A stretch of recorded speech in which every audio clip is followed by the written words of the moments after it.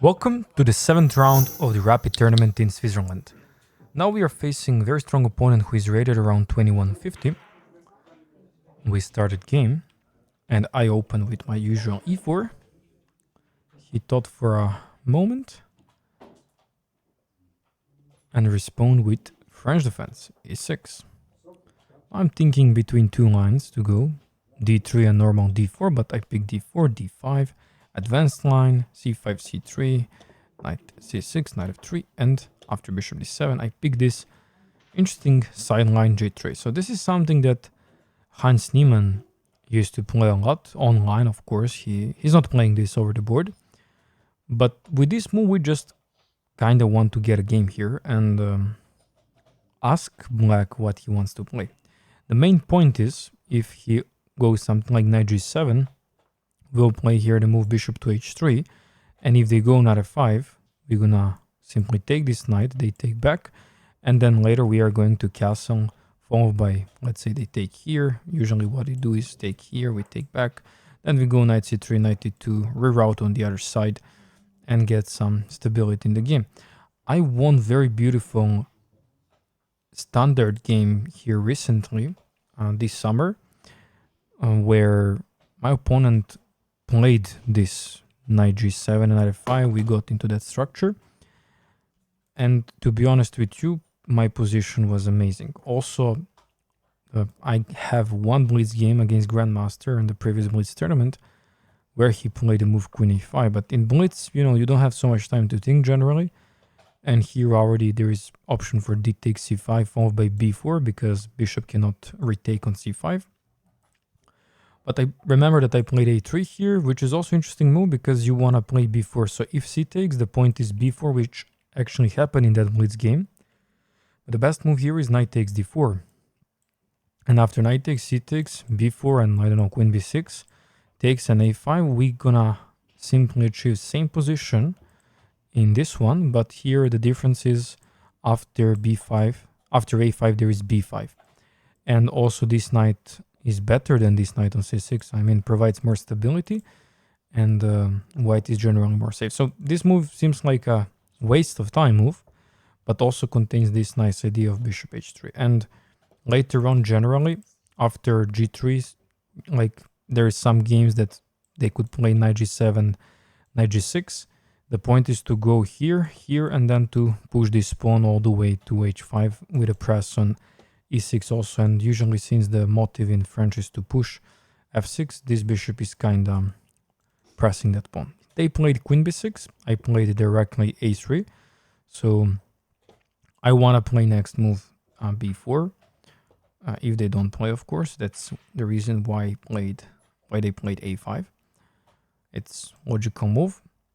And at this point, of course, engine is liking black's position, but it's very playable.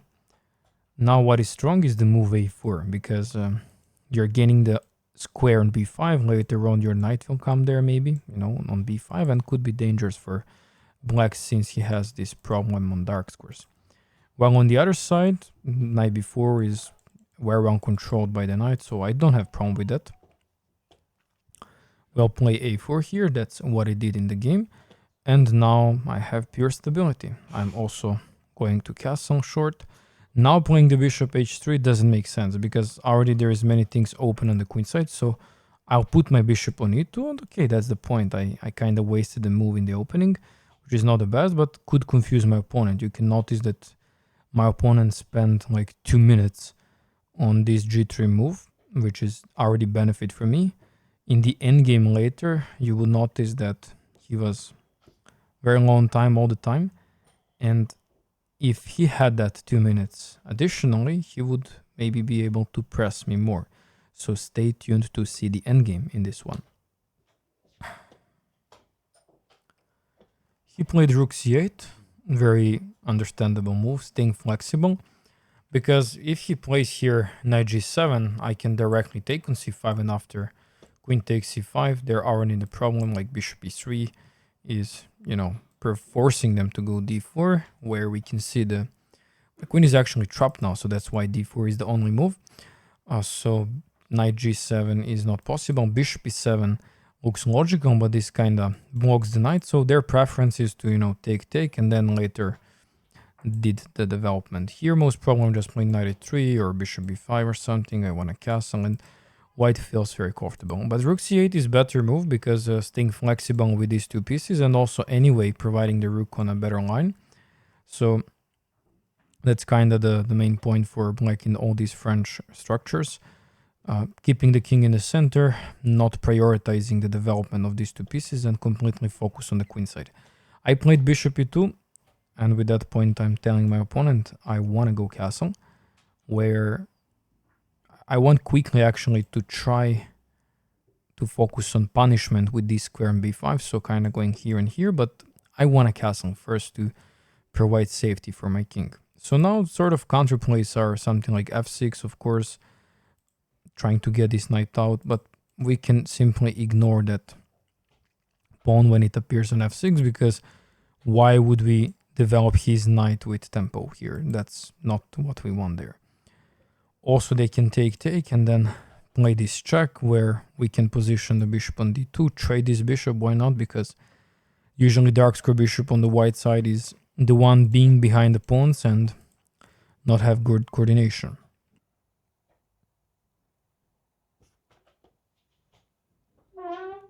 He decided to play f6, which is very common move for the French defense.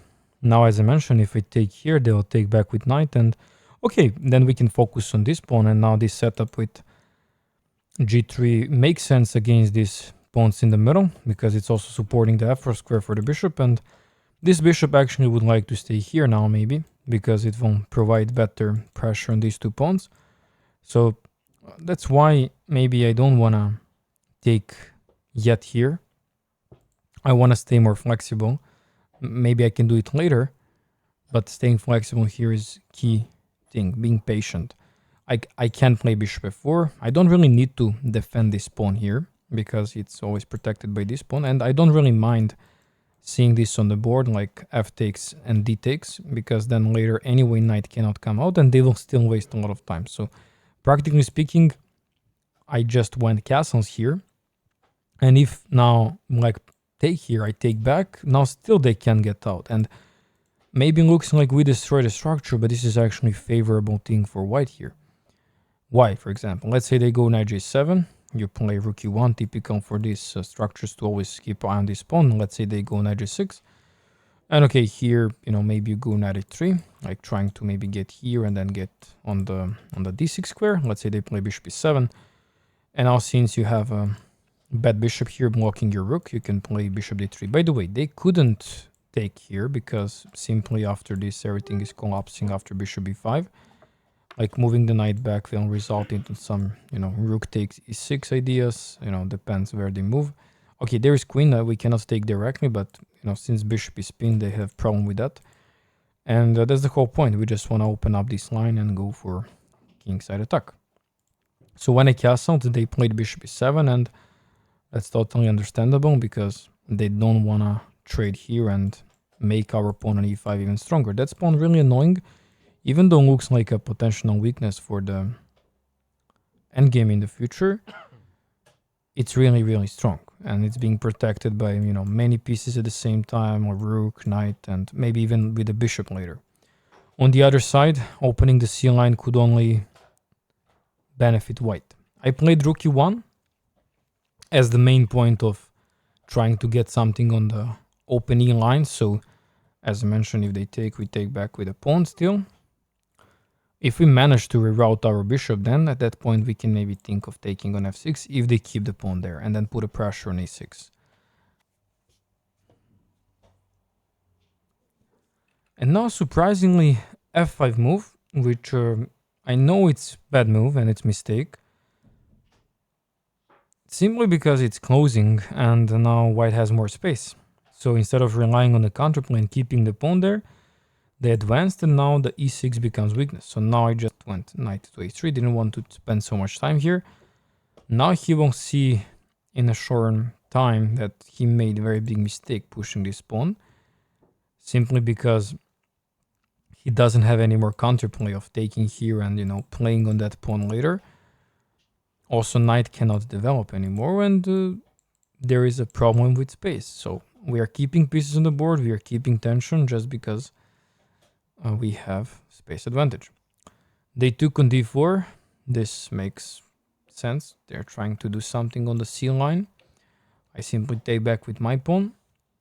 And I was expecting bishop takes a3, rook takes a3, or even pawn takes a3 is even better because it stops knight b4, and later on we can play something like this and go rook b1, which occupies the b line. Actually, b takes a3 is even better move, but rook takes is also possible. But rook takes could be even more stronger if there is no pawn on g3, so rook can like lift on g3 square and target g7. But since I took here, now my opponent played knight b4, understandable move, trying to create some counterplay here, of course, and blocks me of playing bishop d3 back. My bishop is good on this diagonal, but eventually later, if black castles here, we simply want bishop on this diagonal followed by some g4 breaks, you know?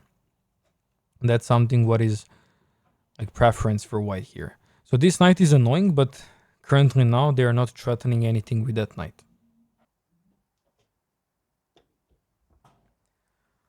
I played bishop to e3, developing my piece, protecting pawn on d4. Then I want to go queen d2, followed by some h4, maybe rook c1, trying to challenge the rook on the c line, and slowly improve my pieces.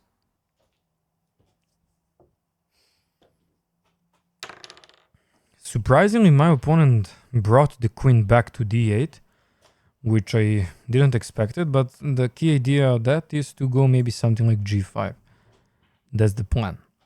But even though he pushes g5, like let's say I go something like rook c1, he made some trade here, I take back, let's say even with a bishop, then after g5, he's kind of opening up the, you know, the king side, and we can go maybe bishop b5 followed by knight takes g5 and queen h5.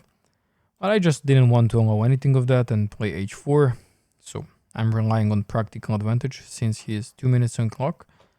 And later on maybe I will play king g2 followed by some rook h1. If it appears that he want to open up the lines, then rook will be definitely useful here. So white is definitely better here, and according to engine is also better. He played knight h6 trying to get development, but he's destroying his structure for that, of course. And is it worth it? Now it's one of the only moves here because he can't do anything in the position. It's worth it for development, of course, but for the structure it's not. Later on the pawn on h6 will be a weakness, so I just take it. He take back, and I played queen d2 to directly strike this pawn. And now defending this pawn is the only way with a bishop f8, but this seems to be like a very passive option, which in that point we can bring the rook to c1, try to trade and already put some pressure with knight b5 and so on. Computer win suggests some crazy move knight g5, and if pawn takes, to go bishop h5, and after king e7 to have queen takes g5 checkmate, which is crazy tactic, as you see. This motive I even didn't see in the game.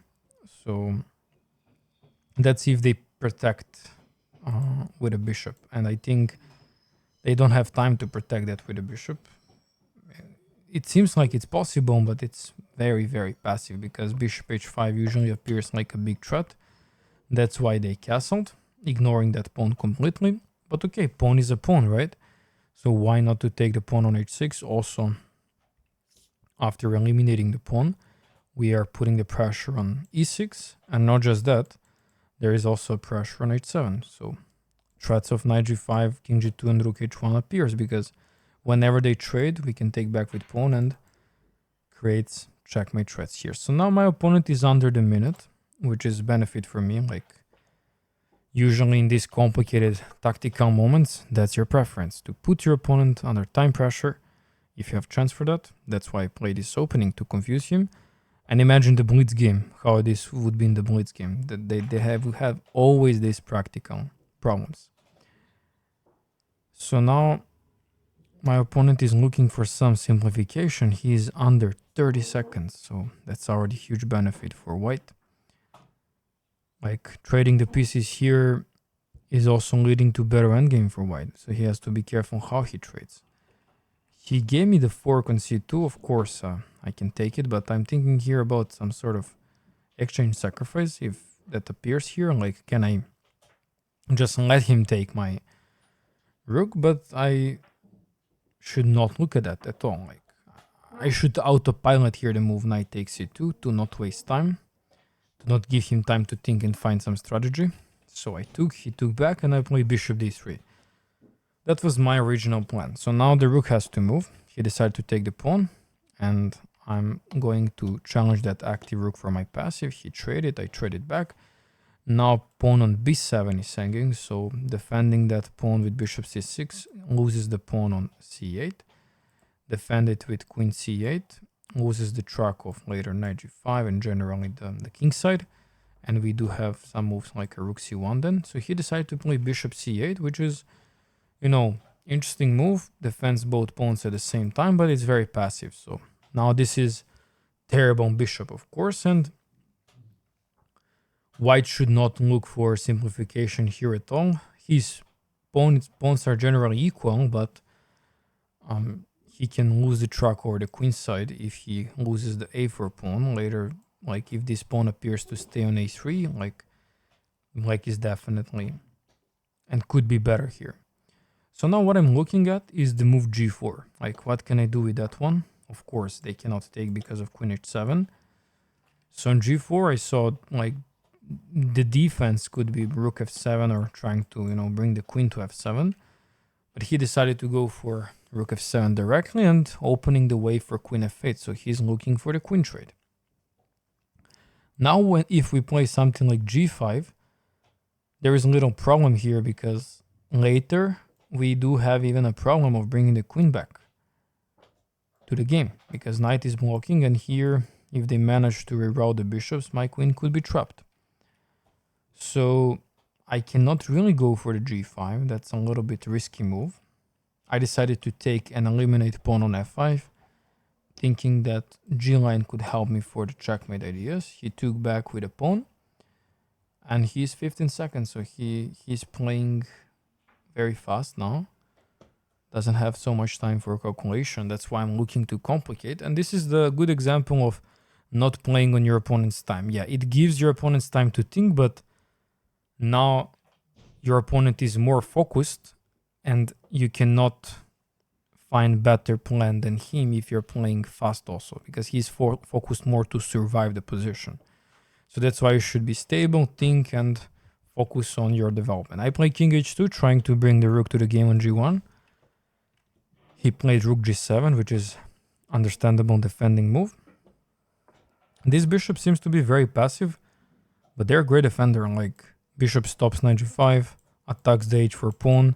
This bishop protects f5, b7, so they have the function, but on the other side they're, very poor. So they're looking for counterplay here. Like, I'm already seeing some ideas like rook g4 followed by bishop takes h4 here. That's something that annoys me here. But on the other side, even if they capture bishop takes h4, we don't need to force trade. I played rook c1. Intentions are clear. We want to sacrifice at some point if needed. That's why he played bishop d7. Understandable move. Also, point could be to reroute a bishop on the other side if defense is needed.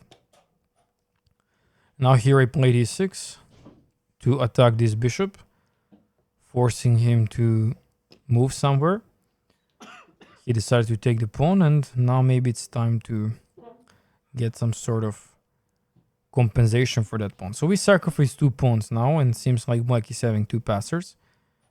And if white doesn't find the best way here to convert his attack, then endgame is simply losing for white here, especially even if I lose this pawn on e6. So I'm risking so much now, but I'm aware that with his 10 seconds on clock, he can't win this position. This is just unreal to win this as black. I played 95 and now pressing even more. This is a crucial moment for black. He played bishop f8. He needs to find a very defensive move. This move is brilliant, by the way. I was very, very surprised that he found that idea so quick. Now the best move according to engine is queen f4. where the point is to eliminate the pawn on f5 and just to get out of this spin. That's the main and key thing here. I'm now struggling to find that move.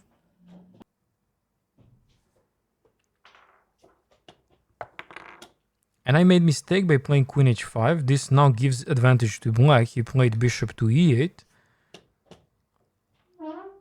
And I played knight f7. So if I take here, there is a very easy win with queen takes h4. So I can't. I play knight f7. He take, I take, and he take back with rook. So now this position is sort of equal, but in black's favor because he is now managing to find defense. Now I took on f5 with my bishop, and it's beautiful that there is no any checks to win that piece, but you know, black is now the one that can attack, and he starts with queen f6, so I can't move the bishop because I lose the track on the f2, so I'm in a very big trouble now. I'm very surprised that my opponent did play this well, especially with like 20 seconds, barely even having 10 seconds at some point. Finding all of these good moves, I'm very impressed, and what can I do there if he's providing defense? So now I was thinking like rook g1 could be a move with a check where they kinda need to move away. And then maybe I can put my queen on the g4 and try to threaten the checkmate on g8. And if we repeat the position somewhere there, that would be good. But he's confidently playing so fast now. The last thing I want to do here is to bring myself to 20-30 seconds. So I need to play faster and find some concrete decisions. So queen g4 is my choice, threatening mate on g8. Now I was taking for him just bishop g7. And later on my bishop is saying he played rook g7, I played queen to h5. Now rook takes rook is not possible because of queen takes h7, that's my point. He played rook f7, he's 10 seconds again. And now I should not think. Queen g4, rook g7, we are repeating the position. And I should not think, I should just autopilot again queen h5 because he has time to change his choice. Queen h5, and now he's thinking, as you see. But he played rook f7 and he wanted the draw. That's about the 7th round. We are proceeding with 6 out of 7, which is a great result. And I'll see you in the next one.